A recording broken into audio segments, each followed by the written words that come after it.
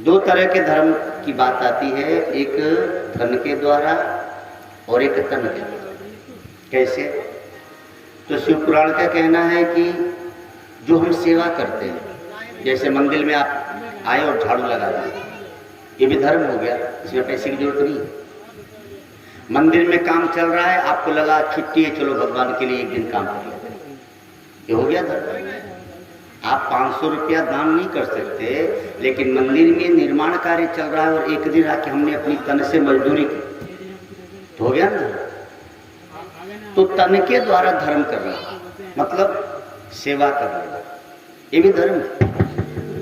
अच्छा, जो तन नहीं दे पाते, समय नहीं है, बहुत बिजी है, तो वो लोग क्या करते? पैसे खर्च करते, भैया आने का तो समय नहीं है, ये लोग आप हमारी तरफ से 1000 10,000 जो भी।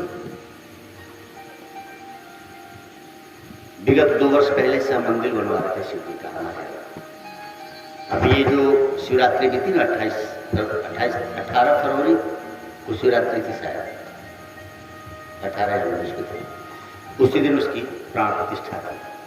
तो अब हमने इसमें देखा कि जो लोग बाहर थे, हमारे मित्र या हमसे श्रेष्ठ लोग, तो जो नहीं आते तो धन भेज दी, धन से सेवा कर दी।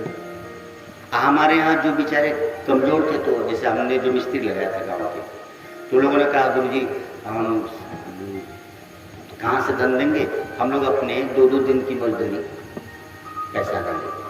अब 2-2 दिन का मतलब एक आदमी ने दे दिया ना 1000-1000 रुपये। शिव पुराण का कहना है कि धर्म 2 तरह से ला, बेटी तू देर कर रही है। एक तन के द्वारा धर्म और दूसरा मन के द्वारा धर्म। अब ये 2 धर्मों से फल क्या है? सुख का। जरा समझते जाइए, धर्म से सुख मिलते हैं, लेकिन एक धर्म इन दोनों से ऊपर है जिससे परमात्मा मिलता है। तो क्या? तन और धन से जो धर्म करते हैं, उस धर्म के फल की इच्छा ईश्वर यदि है, तो अब आप सुख दुख से ऊपर होकर ईश्वर को पाएंगे। समझिएगा, वैसे दान किए तो अथवा सेवा किए तो उद्देश्य क्या होना चाहिए? परमात्मा प्राप्ति। यदि उद्देश्य ईश्वर प्राप्ति का है तो आप भगवान को पा गए। और उद्देश्य कि भैया हमने किया है कुमारदास जी महाराज बेटे की नौकरी लग जाए, तो बेटे की नौकरी तो लग गई। अच्छा, बेटे की नौकरी लगी तो बहू दहेज लेकर आई, अब वो चाह बनाई भी नहीं करेगी।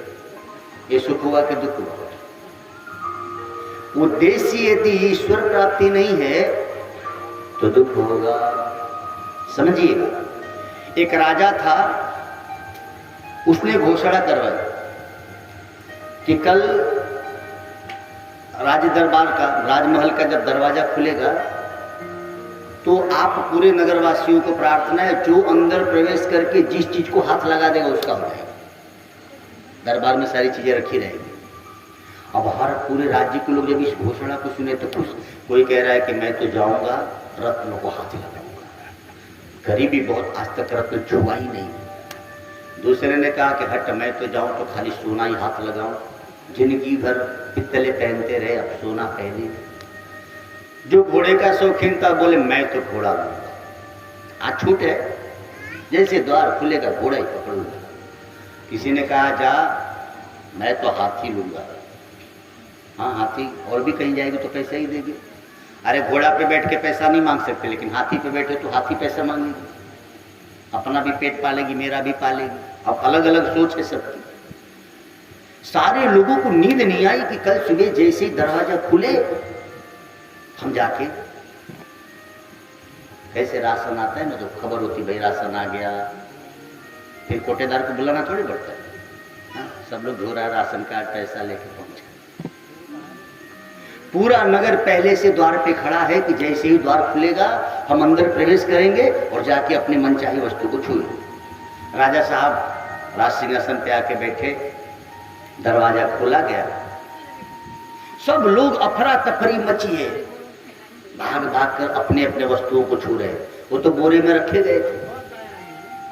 ध्यान से समझिएगा बात को। सारे लोग दौड़ दौड़ के वस्तुओं को छू रहे थे। और राजा सबको मुस्कुरा के देख रहा था कि कैसे लोग हैं, आज छूट मिली है तो देखो। इतने में एक छोटा सा बच्चा राजा की तरफ बढ़ा। राजा ने सोचा कि सब लोग वस्तु छू रहे, मेरी तरफ कहाँ आ रहा है, हो सकता है इसको बात समझ में नहीं आ रही हो तो पूछने के लिए आ रहा होगा। वो छोटा बच्चा बढ़ते बढ़ते आया और राजा को स्पर्श किया और बोला सब लोग रुको, सावधान, अब कोई कहीं छुएगा नहीं कुछ। सब लोग रुक गए, बोले सारी वस्तुएं राजा की है, मैंने राजा को छू लिया, सब मेरी हो गई। बात भी सही है, सारा चीज राजा का है। उस बच्चे ने राजा को स्पर्श किया कि अब सब मेरा।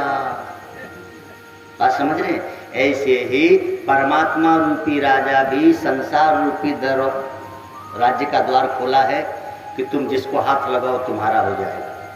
तो कोई इंजीनियरिंग कर रहा है, कोई डॉक्टरी कर रहा है, कोई LLB कर रहा है, कोई CA कर रहा है, कोई B.Ed कर रहा है, क्या क्या कर रहे हैं। खाली ये कर भगवान को छू लेते। जय सिया राम। जैसे बच्चे ने राजा को स्पर्श कर दिया तो राज दरबार की सारी वस्तुएं बच्चे की हो गई। हम लोग कैसे अनपढ़ गंवार बच्चे हैं, सोचो।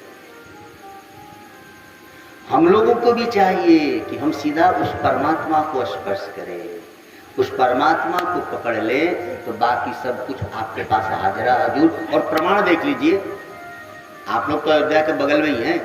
आप अयोध्या में जाइए, जो महापुरुष जुड़े हुए हैं भगवान से, तो उनके चरणों में क्या जज, क्या वकील, क्या पुलिस वाला, क्या नेता, क्या आर्किटेक्ट, सब आके मत्था टेक रहे हैं कि नहीं।